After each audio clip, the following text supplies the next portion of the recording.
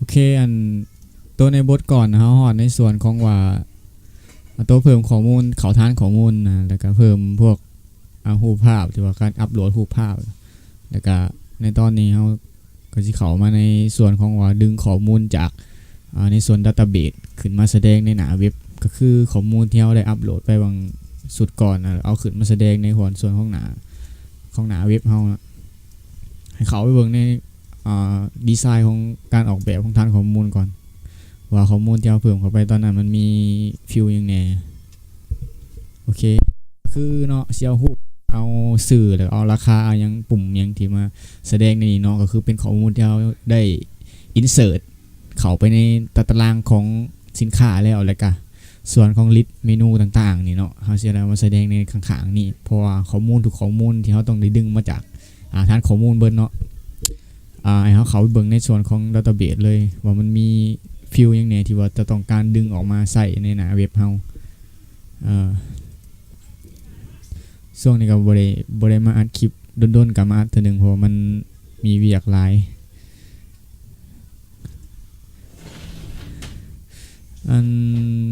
เทื่อก่อนเฮาเพิ่มเขาในส่วนนี้เนาะคือว่าสารเพิ่มในตารางของสินค้า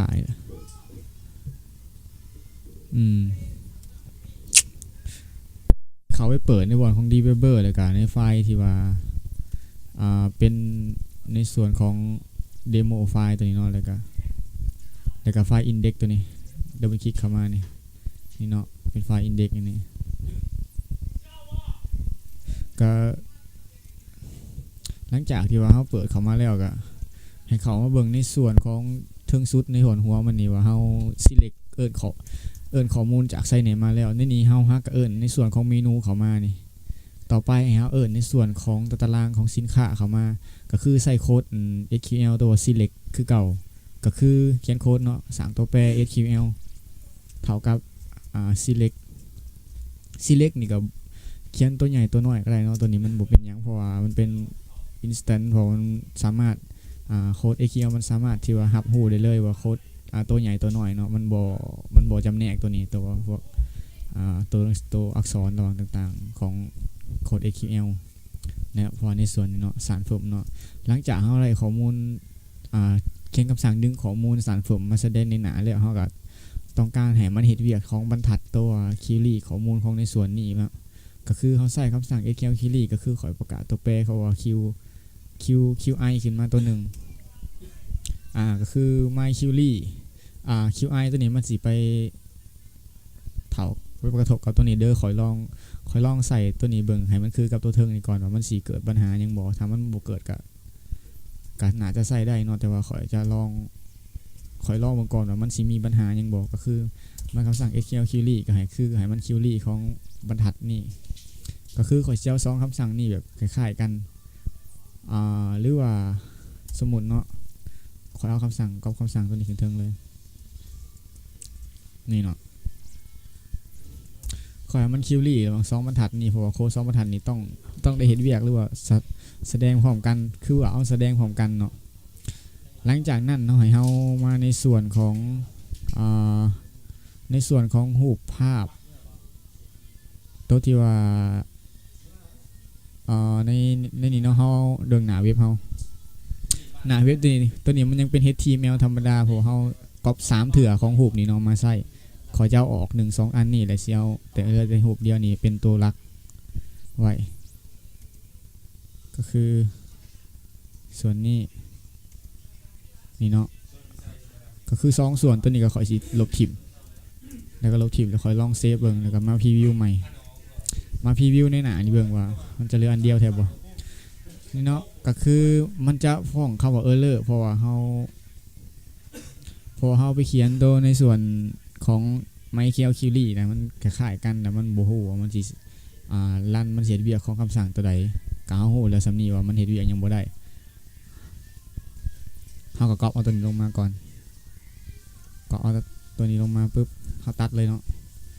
เฮาเซฟอีกบันนึงหลังจากนั้นนะข่อยสิเอาคำสั่งตัวนี้ไปเขียนอยู่บนพี่ในส่วนของแท็กตัวแสดงรูปภาพแล้วก็พวกรูปภาพแล้วก็ปุ่มราคาอย่างนี้เนาะก็คือโค้ดตัวนี้ ก็คือโค้ดตัวนี้เนาะโอเคขอจะมาเปิดแท็ก PHP นี่เลย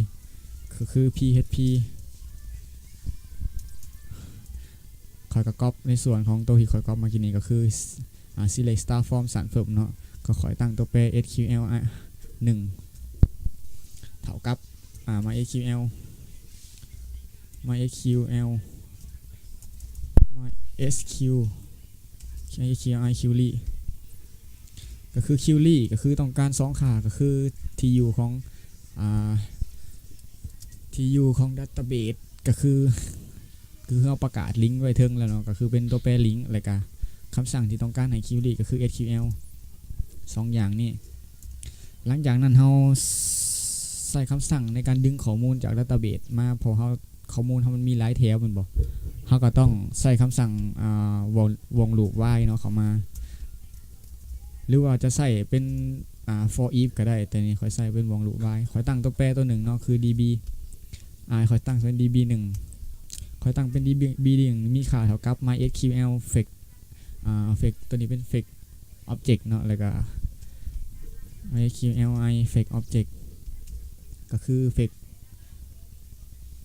object ตัวนี้ให้ส่งค่าให้คืนค่าเป็น object เนาะแบบ object ก็คือในตัวของ object นี่มันต้องการว่าให้ query นะมันให้ดึงข้อมูลจาก query ของตัวใดก็คือ query ของสารเพิ่มตัวนี้เนาะก็คือมาตั้งตัวแปรตัว li 1นี่ไป query select star form ของคำสั่งตัวนี้ของ merge แถวนี้มาใส่ในนี้ก็คือตัวแปรจากตัวนี้แล้วก็ query เอาคำสั่งตัวของ query มาใส่ในนี้นี่เนาะทุกเถื่อเนาะที่ว่าเขาตั้งตัวแปรได้ก็ต้องอิงใส่ตัวแปรตัวนั้นหลังจากนั้นเขาได้นั่นนี่แล้วให้เขา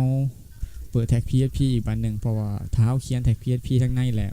ก็คือพวกคำสั่ง PHP มันจะบ่เข้าใจว่ามันจะบ่เข้าใจในส่วน text ของ HTML ธรรมดาเนาะเพราะว่ามันเป็น HTML ธรรมดาแต่มันก็บ่ฮู้ว่าแต่มันบ่ฮู้คำสั่งของ HTML เพราะมันจะบ่สามารถประมวลผลได้นะแต่มันจะโหลดแล้วมันจะเกิดการ error ขึ้นมาในส่วนนี้เนาะก็คือเราก็ต้องเปิดปิดแท็กตัวนี้แล้วก็มาเปิดปิดแท็กตัว HTML ตัวนี้ใหม่แล้วมันจะสามารถเขียนคำสั่ง HTML ได้ในส่วนของตัวนี้ในส่วนนี้เนาะมันจะเขียนคำสั่ง HTML ก็คือคำสั่งตัวนี้เลยเนาะกับปิดแล้วก็ก๊อปตัวนี้เข้ามาเนาะให้มาวางขบวนทางกลางนี่และในสื่อของตัวนี้เป็นสื่อเนาะของ label ตัวนี้เป็นสื่อก็คือสื่อของตัวนี้เนาะสื่อของตัวนี้แล้วก็ฮูกเฮาก็จะเอาฮูกในฐานข้อมูลเฮามาใส่สื่อกันในสื่อฐานข้อมูลมาใส่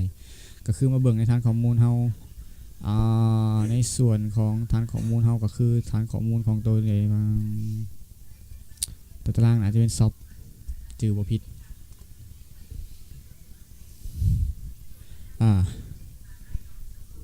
เขามาเบิ่งในส่วนของสารเพิ่มหรือว่าสินค้ามันจะมีฟิลต่างๆเนาะฟิลหมาฟิลเตนสารเพิ่มแล้วก็หิงแอ่งหรือว่ายาต่างๆโอเคเขามาลบตัวนี้ออกเขามาลบในส่วนของเหนียวแล้วเขาเอาสื่อเขามาใส่แทนก็คือเปิดแท็ก PHP ปิดแท็ก PHP ก็คือใช้คำสั่ง echo เนาะ echo ก็คือ echo ในตัวแปรที่เขาตั้งสื่อก็คือ db 1นี่เนาะพอเขาคืนค่าของ db 1มาแล้วก็เอา db 1มาแทนตัวนี้ให้ตัวบ่งบอกว่า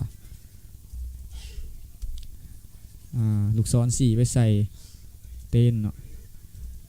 เต้นก็คือเต้น sp ก็คือเต้นสารเพิ่มก็คือสื่อในตารางแต่ละฟิลของฐานข้อมูลเขาก็คือสื่อตัวนี้ sp ตัวนี้เนาะโอเคหลังจากนั้นนะกับฮูกกับเส้นเดียวกันฮูกตัวนี้เนาะพอมันนอนอยู่ในส่วนของฮูกตัวนี้เขาออกเนาะพอฮูกเขาดึงมาจากโฟลเดอร์นอกเขาต้องการใส่ฮูกในส่วนของดัตต้าเบสเขาก็เก่าเนาะก็ต้องเปิดแท็ก php เท่ากับ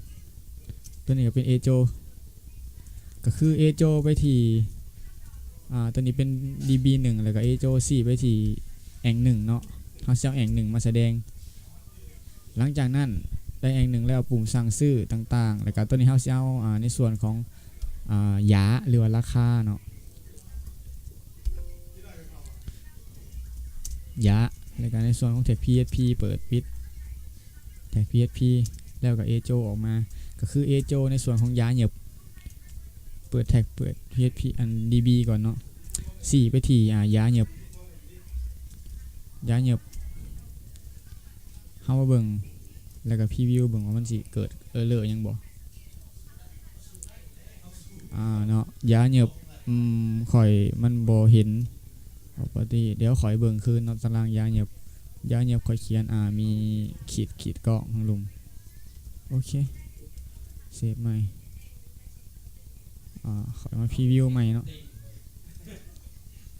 นี่เนาะยาเหยียบก็คือ3ที่เฮาเอาเข้ามาในนะแล้วก็รูปที่เฮาดึงมาจากฐานข้อมูลแล้วต่อไปจะเอาตัวสินค้า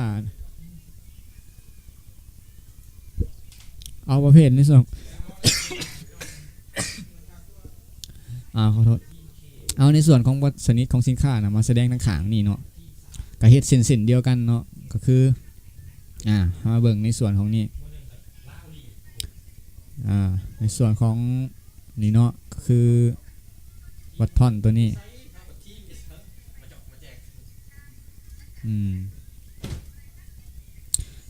ก็ก๊อปเอาแต่ตัวเดียวเฮาก็เบิ่งก่อนว่ามันเป็นอะไรดีไซน์ก็คือเฮาสิเอา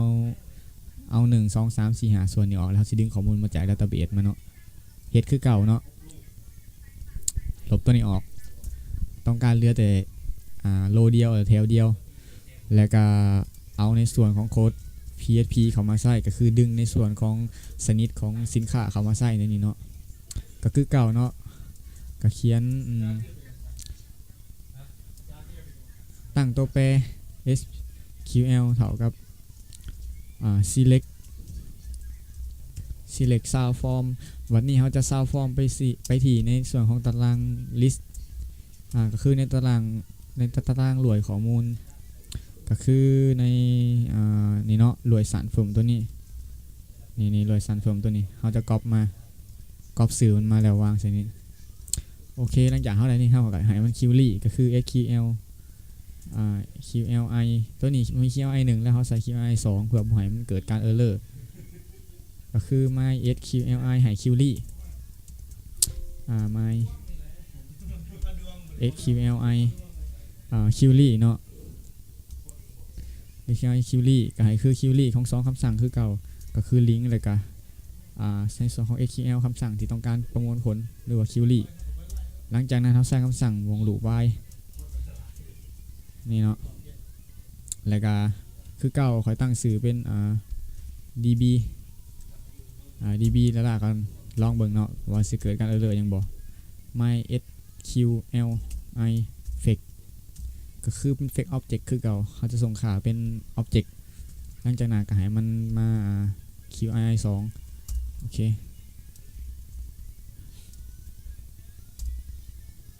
แล้วก็ในส่วนนี้ก็ปิดแท็ก PHP เนาะก็คือสิ้นสุดแล้วก็เปิดเพื่ออยากเอาในส่วนของปุ่มบัตทอนตัวนี้เข้าไปทางในแล้วก็ลบออกพอเอามาดึงมาใส่ในส่วนนี้นี่เนาะแล้วก็จำพวกไอคอนต่างๆเนาะเดี๋ยวขอจะแปลงในส่วนของนี้ก่อนโอเคในปุ่มบัตทอนนี่เป็นแถวนี้เป็นไอคอนมาแถวนี้เป็นไอคอนนี่รูปไอคอนโอเคเฮามาเปิดแท็กตัว PHP ขึ้นมาก่อนนี่เนาะเอโจก็คือเอโจของDB เนาะ DB 4ไปใส่ที่เฮาสิเอาในพวกเต้นหลวยก็คือตารางหลวยตัวนี้เนาะเบิ่งฟิลมันเนาะมีฟิลยังไงก็คือเต้นหลวยแล้วก็ไอคอนเฮาสิเอาไปเนาะจื่อสื่อมันเต้นหลวยแล้วกับไอคอนก็คือเต้นหลวยโอเคตัวไอคอนนี่เนาะในส่วนที่เขากระลืมออกเพราะเขาเอาสื่อของไอคอนเข้ามาใส่ก็คือเปิดแท็ก PHP ปิดแท็ก PHP แล้วก็เอโจคาก็คือ DB เนาะตัวนี้เป็น DB ธรรมดาเพราะว่าในนี้เขาเป็น DB 4ไปที่สื่อของไอคอนเรามาลองพรีวิวว่ามันสิเกิดเลยยังบ่เถอะ นี่เนาะมันจะมีอ่าอิน iPhone เข้ามาแล้วก็ Xiaomi เข้ามาในส่วนนี้เนาะแต่การนี่ก็เป็นการดึงข้อมูลจากดัตเตอร์เบสเข้ามาแสดงในหน้าเนาะก็ EP นี้ขอจบลงแล้วก็สิมา EP หน้าสิมาใส่ตัดแต่งให้มันงามกว่านี้ในส่วนของการแสดงในหน้านี่ก็ใช้มันงามขึ้นกว่าเก่าเนาะมาพบกับ EP หน้าต่อไปเนาะ